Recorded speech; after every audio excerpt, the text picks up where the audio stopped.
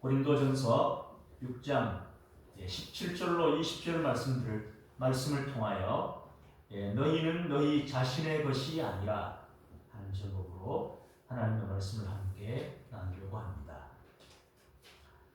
오늘 17절 말씀을 보면 그 바울 사도의 입술을 통하여 하나님은 우리에게 말씀하십니다. 주와 합하는 자는 한 영이니라. 그렇게 말씀하십니다. 주님과 합하는 자는 한 영이라 하고 말합니다. 이어서 음행을 피하라. 사람이 범하는 죄마다 몸 밖에 있거니와 음행하는 자는 자기 몸의 죄를 범하느니라 하고 말합니다. 음행은 나누어서 말하자면 두 가지가 있죠. 영적인 음행이 있고 육적인 음행이 있습니다. 이 구약 성경에서는 우상을 숭배하지 말라고 말합니다. 우리는 우상 숭배를 영적인 간음이라고 말할 수 있습니다. 하나님은 영이십니다.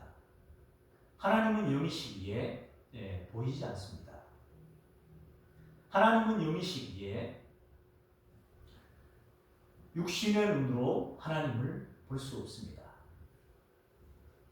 그래서 보이지 않는 하나님을 우리는 믿습니다. 그런데 그 하나님은 모세를 통하여 이스라엘 백성에게 율법을 주신 분입니다. 하나님은 말씀을 주신 분입니다. 그래서 말씀을 믿으며 살아야 하는 것이 이스라엘 백성들의 삶이었습니다. 하나님은 영이시기 때문에 말씀으로 우리에게 말해주셨습니다. 하나님은 그 말씀으로 천지를 창조하셨습니다.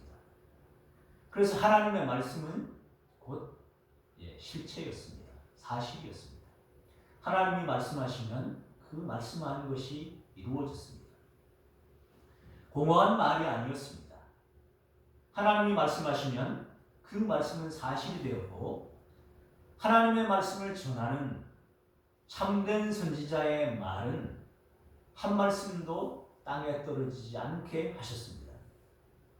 그들의 말이 사실로 입증된 것이 곧 그들이 참된 선지자라고 하는 것을 알려주는 것이었습니다. 그들이 참된 선지자였던 것은 그들의 입으로 나온 말이 그대로 이루어졌기 때문입니다. 하나님은 엘리야에게 가서 전하라. 내 말이 없으면 앞으로 3년 동안 비가 내리지 아니하리라 했을 때 엘리야의 말과 같이 엘리야가 전한 하나님의 말씀과 같이 3년 동안 이스라엘에 비도 이슬도 있지 않았습니다. 하나님의 말씀은 그대로 이루어집니다. 그래서 그 말씀이 구약 성경에서는 율법이라는 것으로 표현이 됐습니다. 모세의 율법. 그런데 그 말씀이 육신을 입고 오신 분이 계셨습니다. 그분이 바로 우리가 믿는 예수 그리스도이십니다. 알고 봤더니 은혜를 받고 깨달음을 얻고 그분이 누구인지 알아봤더니 그분은 창조 때도 계셨던 분이었습니다. 창조 때도 역사하셨던 분이었습니다. 하나님이 천지 만물을 말씀으로 창조하셨습니다. 빛이 있으라 하매 빛이 있었습니다. 그 말씀이 바로 예수님이셨습니다. 그 말씀이 육신을 입고 우리 가운데 오셨는데 그분이 바로 예수 그리스도였습니다. 연약하게 보였습니다. 흠모할 만한 어떤 것도 그분에게는 잘 보이지 않았습니다. 그런데 그분이 창조주였습니다. 그분이 우리 모든 죄를 지고 십자가에서 돌아가셨습니다. 그리고 사흘 만에 부활하셨습니다. 죽음의 권세를 이기시고 첫 열매가 되셨습니다. 그분을 믿는 모든 사람은 그분과 같이 부활할 것을 알려주신 것입니다. 부활 전에 죽음이 문제였습니다. 먼저는 예수님의 죽음과 같이 죄에 대하여 죽어야 합니다. 예수님이 세상 모든 사람들의 죄를 지고 십자가에 돌아가셨기 때문에 더 이상 우리는 죄의 지배를 받지 않습니다. 과거에 우리는 몰라서 죄의 종 노릇을 했습니다. 그런지도 모르고 죄의 종 노릇을 했었습니다. 그런데 그 모든 죄를 우리 대신 예수님이 지시고 십자가에서 돌아가셨습니다. 그래서 우리는 이제 죄에 대하여 죽은 존재입니다. 그리고 예수님처럼 다시 살아날 것을 믿습니다. 죄에 대하여 죽고 의에 대하여 살아난 존재. 이제 우리가 사는 것은 죄를 행하기 위해 사는 것이 아니라 주님을 따라서 의를 행하기 위해서 사는 것입니다. 우리 안에 사는 것은 그런 의미에서 우리가 아니고 죽었다가 다시 살아나신 그분이 우리 안에서 사시는 것입니다. 그분은 우리에게 승천하시면서 성령을 보내주시겠다고 말씀하셨습니다.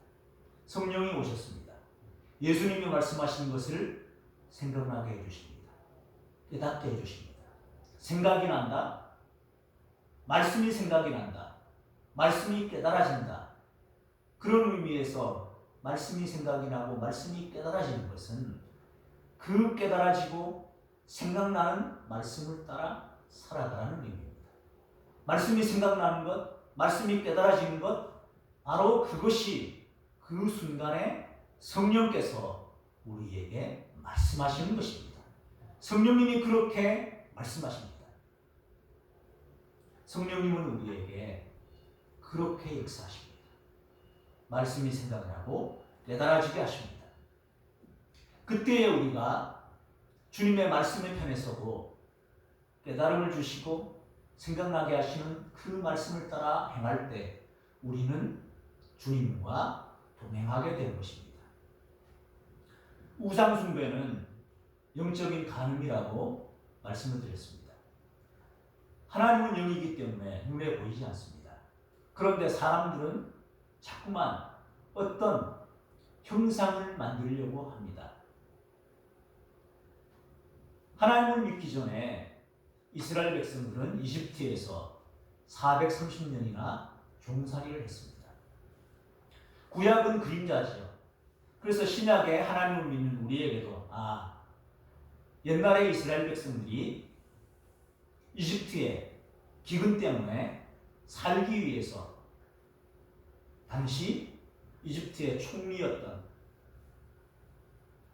요셉, 그의 초청을 받아 그의 아버지와 이스라엘 백성 70명이 이집트에 내려가는 것으로 우리는 압니다.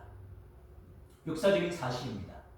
그렇게 내려가서 처음에는 종이 아닌 초청의 형식으로 어느 정도 대우를 받으면서 내려갔지만 시간이 흐르면서 점차 종으로 전락하게 됐고 이제 그 문화에 젖어서 살게 됐습니다. 이집트는 태양을 숭배했죠. 이집트의 왕을 파라오라고 합니다. 파라오. 그 가운데 라가 들어가죠. RA, 라. 이 라가 바로 태양신이에요. 그래서 파라오라고 하는 것은 태양신의 아들이라는 의미를 담고 있습니다. 태양신을 숭배하는 사상은 전 세계에 있습니다. 전 세계에. 그래서 거기에서 있으면서 알게 모르게 그런 문화에 영향을 받았지요. 또 소를 섬기는 것들도 배웠습니다. 소를 숭배하는 것들도 배웠습니다. 과거에 땅을 경작하기 위해서는 소의 힘을 빌려야 했습니다. 물의 신도 있었고 다양했습니다. 결국은 여러 형상을 따라서 모양을 따라서 그것들을 신이라고 그 당시의 사람들은 부르게 된 것입니다. 자기네들의 농사를 위해서 그런 것들을 위해서 자기네들이 필요로 하는 한마디로 풍요와 다산을 누리기 위해서 그런 신의 도움을 받기를 원했던 것입니다. 그런데 하나님은 그런 곳에서 죄의 종노릇하던 그 이스라엘 백성을 모세를 보내서 구해내시면서 율법의 말씀을 주십니다. 우상 숭배를 배격하십니다. 하나님은 영이시고 하나님은 말씀을 통해 말씀하시는 분이시니 하나님의 말씀을 듣고 청종하고 따를 것을 말씀하셨습니다. 그래서 택한 백성들에게 율법을 주십니다. 그런데도 눈에 보이는 것이 너무도 강력했죠. 그래서 가나안 땅 입성을 앞두고 미디안 사람들의 꾀임을 받아서 바알 부올에 빠지기도 하고 그랬습니다. 바알 부올에 빠졌을 때 그것을 간음을 저질렀다. 영적 간음이다.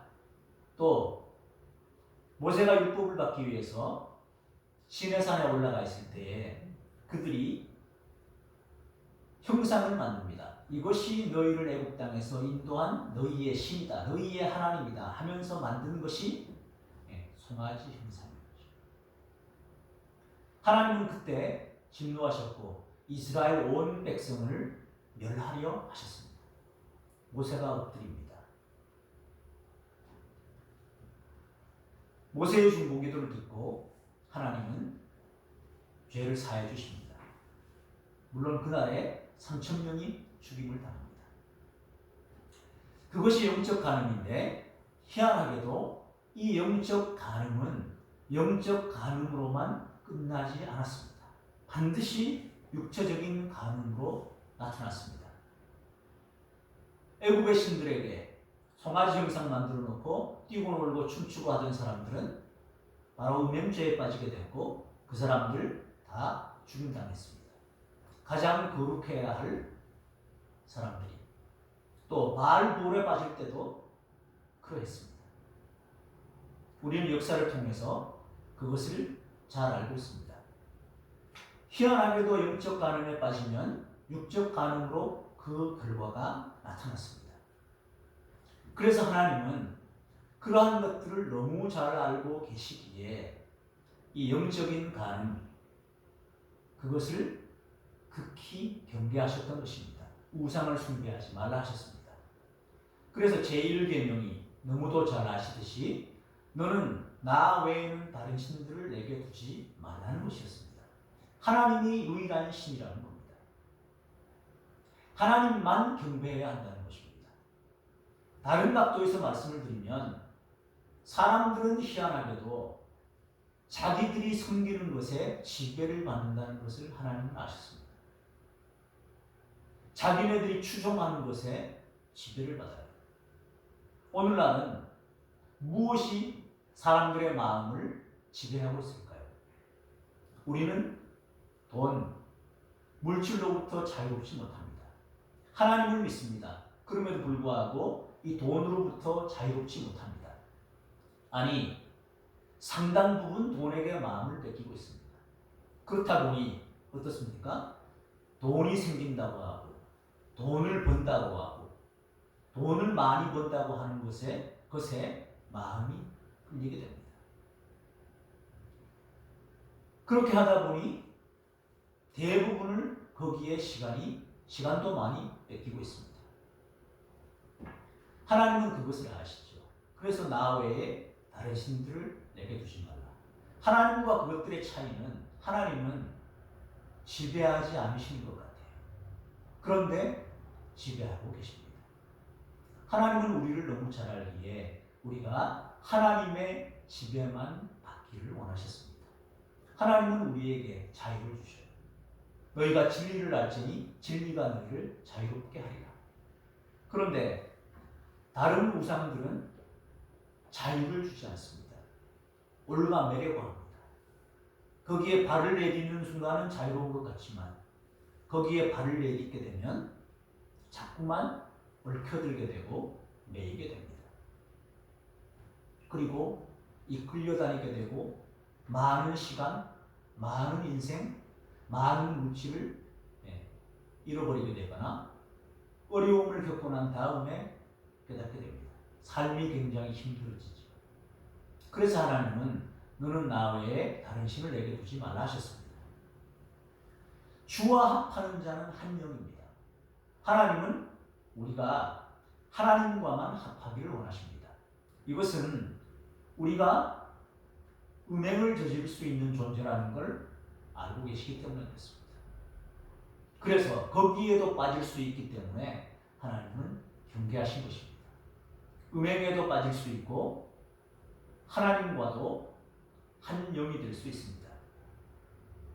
그렇기에 사실은 우리가 하나님과 하나가 된다고 하는 것이 훨씬 더 귀할 수 있습니다. 하나님은 우리를 로봇으로 만들지 않았습니다. 우리에게 인격을 주셨습니다. 영과 혼과 육, 한마디로 그것이 몸이죠. 여기 17절에는 주와 합하는 자는 한 영이니라 말씀하지만 음행을 피하라. 사람이 범하는 죄마다 몸 밖에 있거니와 음행하는 자는 자기 몸의 죄를 범하느니라. 여기 몸은 몸이라고 표현되었지만 전인격이에요. 영, 혼, 육 모든 것이 포함되어 있습니다. 이것이 죄를 짓게 되면 함께 짓는 거예요. 이 몸이 하나님과 합할 수도 있고 이 몸이 죄악과 합할 수도 있습니다. 그래서 천사가 흥모하는 거예요. 우리는 이렇게도 갈 수 있고 이렇게도 갈 수 있는데 우리가 하나님과 합할 때 그것을 하나님은 너무너무 귀하게 보십니다. 그런 자유의지를 주시고 하나님께 합하라고 말하는 거예요. 그러므로 하나님의 심판하신다고 하면 하나님의 심판이 정당한 거예요. 자유의지를 주지 않고 심판하신다면 우리는 항변할 수도 있어요. 그러나 하나님은 선택의 자유를 우리에게 주시는 거예요. 그리고 미리 또 말씀해 주셔요. 주와 합한 자는 한 영이라고.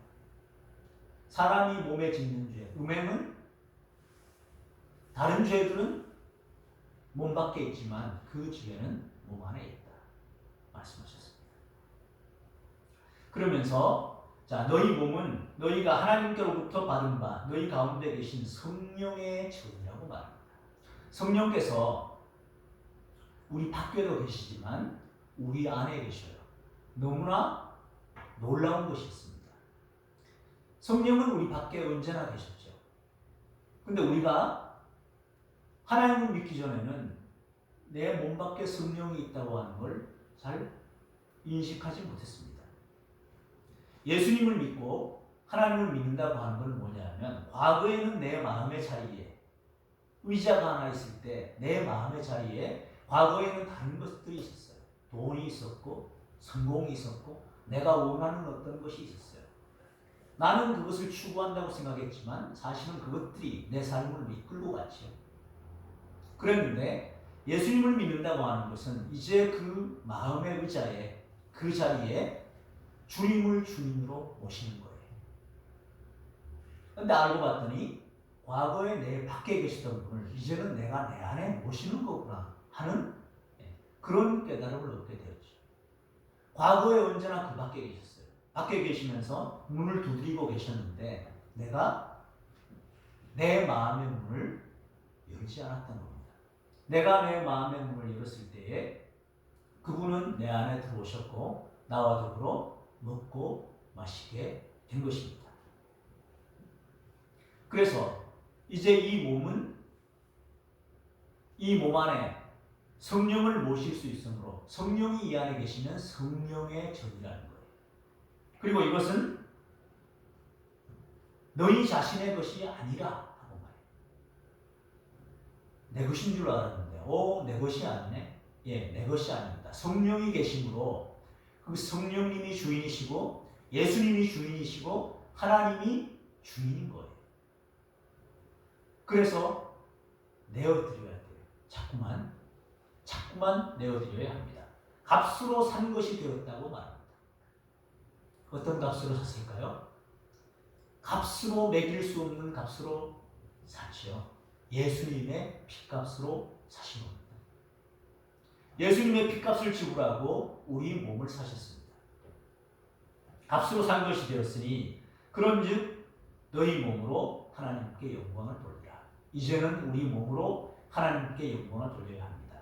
이 몸은 전인격이에요. 내 영으로도, 내 혼으로도, 내 몸으로도. 하나님이 어떻게 하면 내가 내 몸을 통해 어떤 삶을 살면 하나님이 기뻐하실까? 그것을 늘 염두에 두고 살아가라고 하는 의미인 것입니다. 도마라고 하는 사람이 있었죠. 예수님의 부활을 얘기했습니다. 못 믿겠다고 합니다.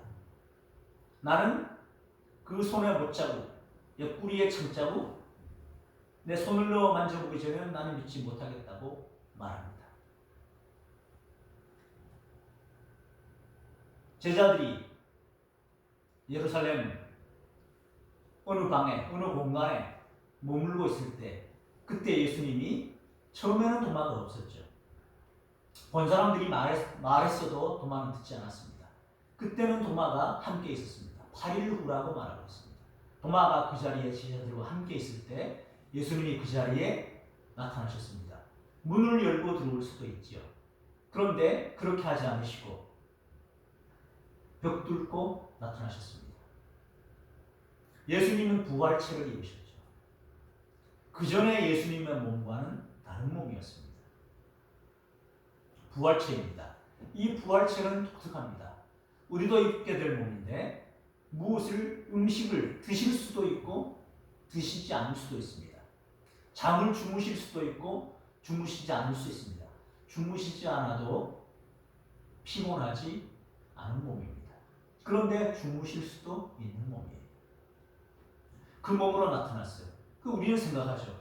예수님의 몸이 부활체인데 과연 못자국, 창자국이 있을까요? 생각해 보는 거죠.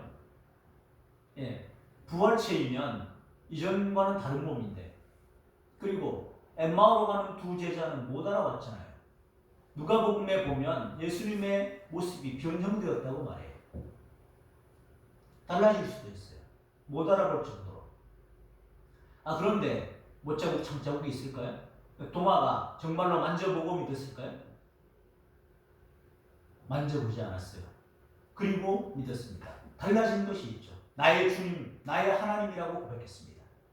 이전에 도마가 어떤 고백을 했는지 우리는 알 수 없습니다. 그런데 부활하신 예수님을 만나고서는 나의 주, 나의 하나님이라고 고백합니다. 만져보지 않고 믿었습니다. 그리고 자기 몸, 자기의 전인격, 전생애를 예수님께 드렸습니다. 인도에 가서 복음을 전하다가 순교자가 되었습니다. 우리는 베드로를 너무 잘 압니다. 주는 그리스도시요 살아계신 하나님의 아들이라고 부활 전에 사람들이 나를 누구라 하느냐 할 때 베드로가 고백했습니다. 엄청난 칭찬을 받았습니다. 그런데 넘어지죠. 너희 중에 누가 나를 팔리라. 절대로 다른 사람은 다 주님을 부인할지라도 저는 죽기까지 따르겠습니다. 호언장담했지만 예수님이 잡혀갈 때 그 자리에 따라가서 3번이나 부인했던 사람이 바로 베드로였습니다.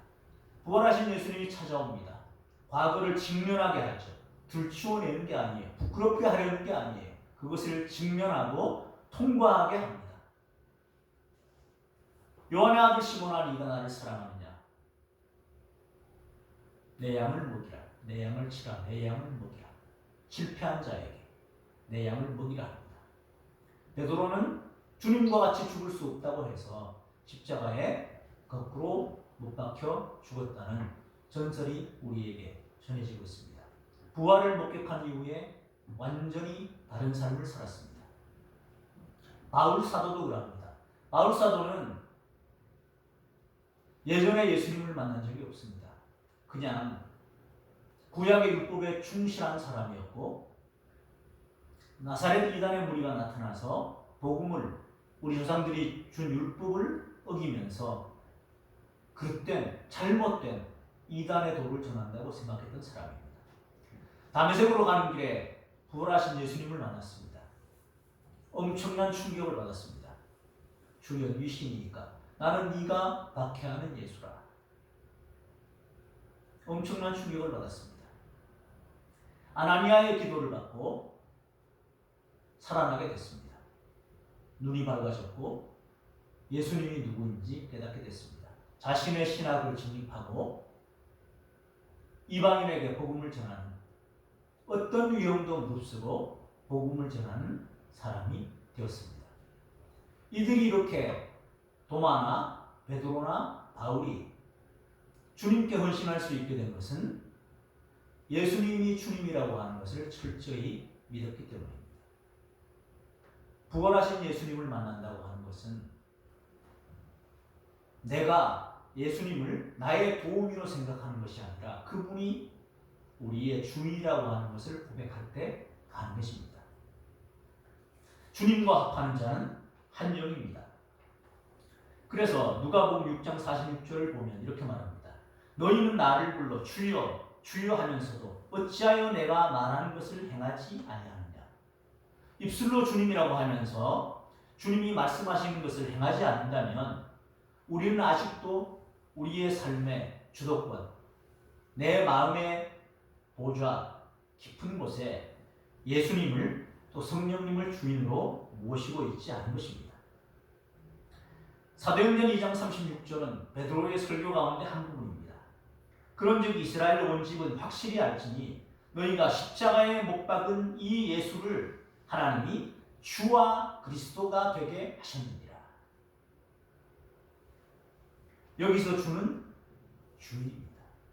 베드로 이 한 번의 설교로 수많은 사람들이 주께로 돌아옵니다.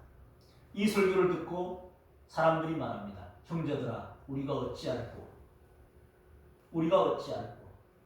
우리는 예수님이 주님이심도 모르고 못 박으라고 거기에 우리 심적으로 동참했구나. 어찌할꼬 했을 때 성령으로 세례를 받으라는 얘기를 합니다.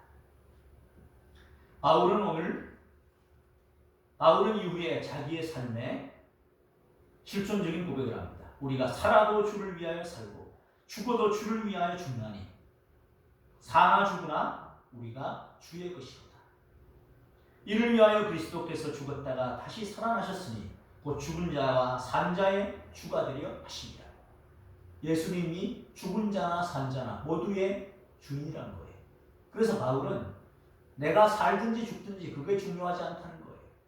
살든지 죽든지 나는 주의 것이라는 거예요. 바울이 오순절 전에 3차 선교여행을 마치고 예루살렘을 오려고 할 때 당신 가면 결박당한다는 거예요. 죽을 수도 있다는 거예요.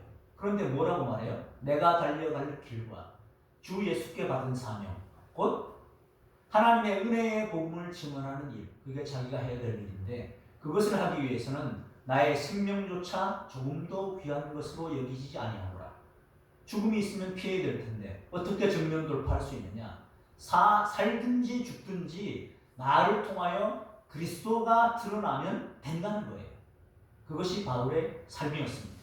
그래서 우리에게 말합니다. 그런즉 너희가 먹든지 마시든지 무엇을 하든지 다 하나님의 영광을 위하여 하라. 우리 속에 예수님이 살아계십니다.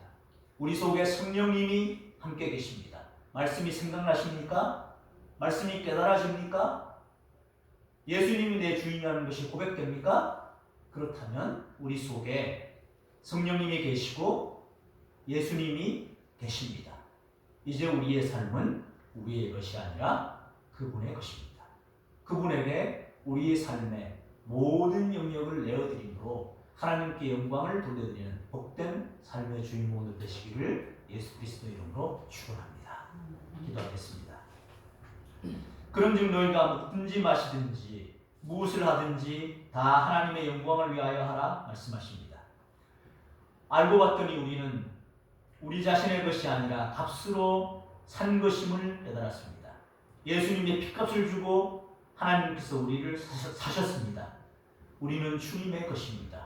이제 우리의 삶이 주님을 지향하며 살아가는 삶이 되도록 역사하여 주시옵소서.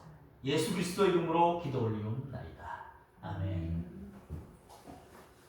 찬송가 440장을 제창하면서 준비할